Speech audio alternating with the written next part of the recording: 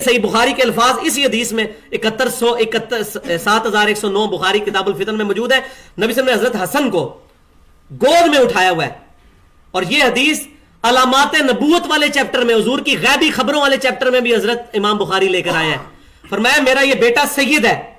اپنی وفات کے 30 سال بعد کی آپ پیشن گوئی کر رہے ہیں, اس کی وجہ سے 2 مسلمانوں کے گروہوں میں صلح ہو جائے گی.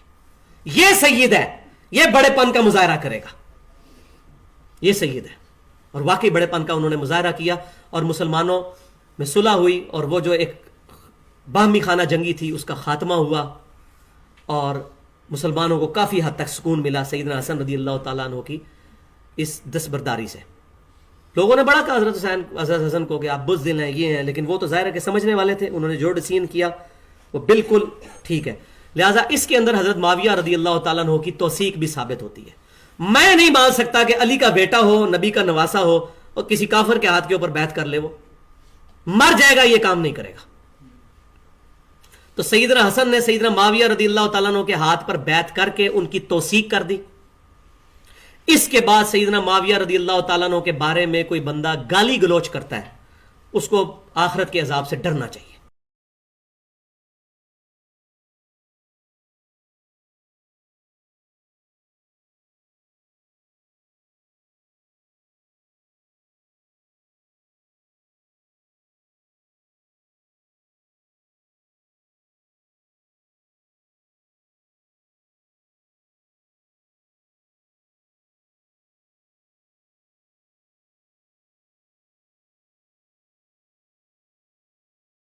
اس کے بعد جو دوسرا عہد آتا ہے امامت کا, امام حسن علیہ السلام کا ہے.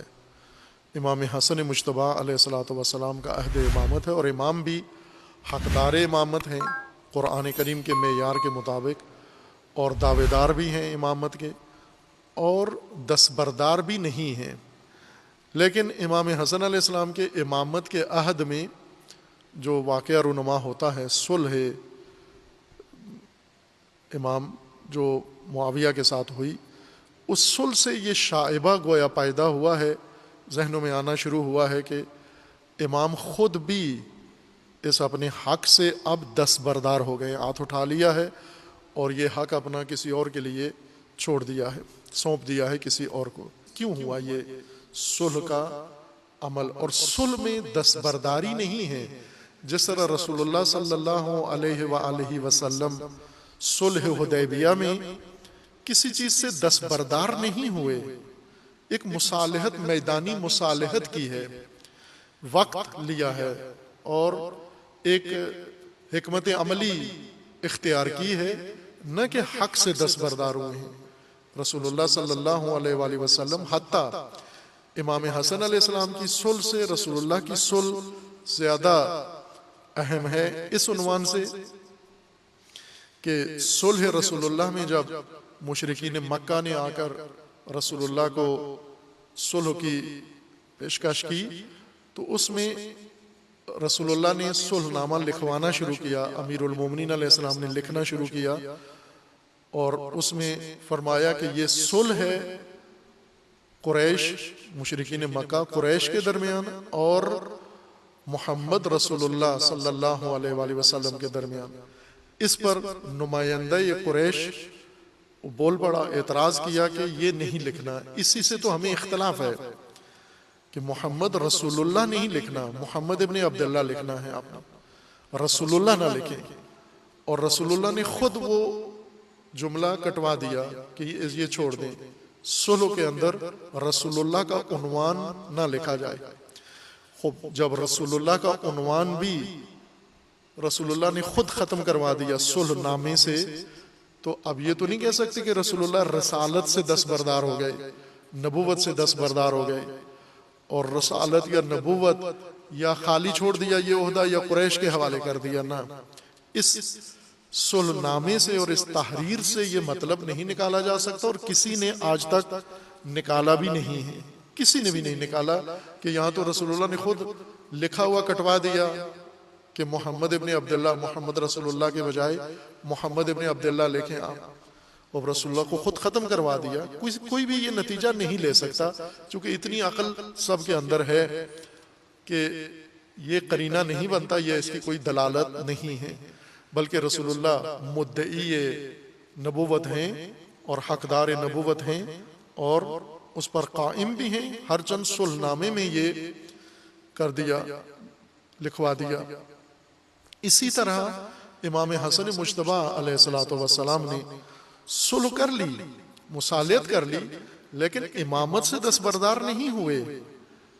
اس مصالحت کے، اس صلح کے کچھ اپنے عوامل ہیں جن کا ذکر امام علیہ السلام نے کر دیا اور بیان کر دیا کہ میں کیوں یہ صلح کر رہا ہوں۔ بس اس صلح کو دستبرداری نہیں سمجھ سکتے، لیکن لوگوں نے یہ نتیجہ لیا ہے، بعضوں کے ذہن میں یہ بات آئی ہے کہ گویا امامت سے دستبردار ہو گئے ہیں۔ نہ، لوگ دستبردار ہو گئے امیر المومنین کے زمانے سے، رسول اللہ کے عہد سے ہی لوگ امامت سے دستبردار ہو گئے۔ حقدار امامت اور دعویدار امامت کو نہیں سنا اور لوگ دستبردار ہو گئے۔ پہلا ہراول دستہ انصار و مہاجرین کا وہ گروہ تھا جو سقیفہ بنی ساعدہ میں بیٹھے، اور انہوں نے امیر المومنین کی امامت و وصایت سے دستبرداری کا اعلان کر دیا اور متبادل انتخاب کر لیا۔ خوب یہ دستبرداری کا آغاز تھا۔ پھر اس کے بعد یہ فیصلہ لوگوں تک پہنچایا گیا اور ایک ایک کر کے پھر لوگوں نے بھی دستبرداری کا اعلان کر دیا اپنے اپنے انداز سے۔ کسی نے خاموشی کے ساتھ، کسی نے بیعت کے ساتھ، کسی نے اظہار کے ساتھ، کسی نے کس طرح سے۔ بالآخر بہت قلیل افراد رہ گئے جنہوں نے دستبرداری کا اعلان نہیں کیا، بہت قلیل۔ روایات کے اندر ہیں، تاریخ میں وہ کتنے بندے رہ گئے تھے جو امیر المومنین کی امامت سے دستبردار نہیں ہوئے اور امیر المومنین کے علاوہ بھی کسی کو امام تسلیم نہیں کیا۔ یہ دستبرداری پھر جاری رہی۔ امام حسن علیہ السلام چونکہ امیر المومنین جب حاکم بنے، لوگوں نے دستبرداری ختم کر کے اب دوبارہ وفاداری دکھائی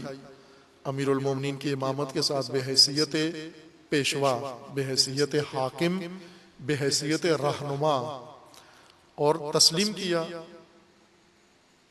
امیر المومنین بطور حاکم و خلیفہ قبول کر لیے گئے۔ اس کے بعد امام حسن علیہ السلام، آغاز میں امام حسن علیہ السلام کی بیعت کی گئی، اظہار کیا گیا، دستبردار نہیں ہوئے، نہ لوگ نہ امام، لیکن جلدی ہی حالات نے ایسا رخ اختیار کیا، پلٹا کھایا کہ صلح کرنا پڑی۔ اس صلح میں جو یہ نتیجہ لیتے ہیں کہ امامت سے دستبردار ہو گئے امام، یہ غلط نتیجہ ہے۔ لیکن اس صلح سے یہ تأثر قائم ہو رہا تھا، خصوصاً ایک طبقہ شامی تو خود اس کو دستبرداری ہی کہہ رہے تھے، معاویہ اور دستگاہ حکومت، انہوں نے اس کو یہی رنگ دیا، یہی شکل دی کہ اب امام حسن مدعی دعویدار بھی نہیں ہیں اور حقدار ہوں تو بھی دعویدار نہیں ہیں۔ اب انہوں نے یہ تبلیغ کی، یہ پراپوگنڈا کیا اور لوگوں نے اسے قبول کر لیا۔ جس طرح سے کوفہ کے بعض سرکردہ لوگ امام حسن مجتبیٰ علیہ السلام کے پاس آئے صلح کے بعد، اور بعض صلح کے درمیان ہی، اور امام کو اس طرح کے خطابات کرنے لگے کہ گویا آپ دستبردار ہو رہے ہیں۔ خوب یہ تأثر بعض افراد نے، شامیوں نے عمدن اور بعضوں نے نادانستہ یا خطاً یہ تأثر قائم کیا۔ یہاں پر اب عہد امام حسن جب ختم ہوتا ہے اور امام حسین علیہ السلام کی امامت کا آغاز ہوتا ہے، امام حسین علیہ السلام نے بھرپور طریقے سے میدان امامت میں اپنا حضور پیش کیا اور ہمیشہ کے لیے دستبرداری کے اس تصور کو ختم کر دیا کہ امام کبھی بھی کسی بھی دور میں بھی جس کو اللہ نے منصب امامت پہ فائز کر دیا ہو، وہ خود کبھی بھی دستبردار نہیں ہو سکتا، وہ ہمیشہ دعویدار ہے امامت کا۔ اور جب امام حسین علیہ السلام اب میدان میں آئے اور بھرپور طریقے سے آئے، اس طرح سے کہ اب کوئی بھی یہ بات نہیں کر سکتا، کسی بھی طرح سے یہ بات نہیں کر سکتا کہ امام حتیٰ مائل تھے دستبرداری پر، امام کو مجبور کیا گیا جنگ پر، نہ، امام نے اختیاراً، آگاہانہ اور قصدی اور عمدی ارادے کے ساتھ امامت کے میدان میں قدم رکھا اور ثابت کیا کہ میں امام ہوں، حقدار امامت ہوں، میں دعوے دار امامت ہوں، اور میں امامت سے دستبردار بھی نہیں ہوں۔ خب باہر کے جو ہوا امام علیہ السلام کے قیام کا نتیجہ وہ ساری دنیا کے سامنے ہے، اور امام کو پہلے سے علم تھا، لیکن امام اس انجام کے ذریعے ہی امامت کو امام علیہ السلام نے راسخ کر دیا پوری دنیا کے سامنے، ایسا مستحکم کر دیا امامت کو کہ اب کوئی شبہات ظاہر نہیں کر سکتا، نہ صلح رسول اللہ سے، اور نہ ہی صلح امام حسن سے، اور نہ ہی امیر المومنین علیہ السلام کی اس مصلحت آمیز خاموشی سے کوئی بھی دستبرداری کا نتیجہ نہیں لے سکتا کہ امام کسی عہد میں امامت سے دستبردار ہوئے ہیں۔ ہمیشہ امام میدان امامت میں حاضر ہیں، اور ہمیشہ امام مدعی امامت ہیں۔ لیکن افراد، لوگ کبھی امامت کے میدان میں امام کے ہمراہ کھڑے ہوتے ہیں، امام کے ساتھ آتے ہیں، اور کبھی لوگ امامت سے دستبردار ہو جاتے ہیں۔ جیسے حالات رونما ہوتے ہیں، اسی طرح لوگ بھی اوپر نیچے ہوتے ہیں، جیسا امیر المومنین علیہ السلام نے ذکر کیا ہے، یا قرآن کریم نے بھی مثالیں دی ہیں لوگوں کی، کہ لوگ ایسے ہیں جب ظلمات میں آتے ہیں تو ان کی اور کیفیت ہو جاتی ہے، جب بجلی کڑکتی ہے، چمکتی ہے، تو ان کی کیفیت کچھ اور ہو جاتی ہے، جب ذرہ میں آتے ہیں، باس و ذرہ میں آتے ہیں، سختیوں میں آتے ہیں، تو ان کی کیفیت بدل جاتی ہے، اور جب خوشحالی میں، نعمتوں میں آتے ہیں، ان کے انداز بدل جاتے ہیں۔ امیر المومنین علیہ السلام نے بھی لوگوں کے بارے میں یہ رائے دی ہے، یہ تبصرہ کیا ہے کہ لوگ بھی ہوا کے دوش پہ چلتے ہیں، جدھر ہوا کا رخ ہو چڑھتے سورج کے پجاری ہوتے ہیں، ڈوبتے سورج کے ساتھ نہیں ہوتے، ہمیشہ چڑھتے سورج کے ساتھ لوگ ہوتے ہیں۔ جس کا بھی زمانہ ہو حاکمیت کا، اسی کو حاکم مان لیتے ہیں، بنا لیتے ہیں، اور اس کے وفادار ہو جاتے ہیں، اور پھر جب ان کے اوپر حالات اور بدل جاتے ہیں، تبدیلی آتی ہے، تو اس کی حمایت سے دستبردار ہو جاتے ہیں۔ لہٰذا لوگوں کے اندر یہ نشیب و فراز، یہ اونچ نیچ لوگوں میں رہی ہے۔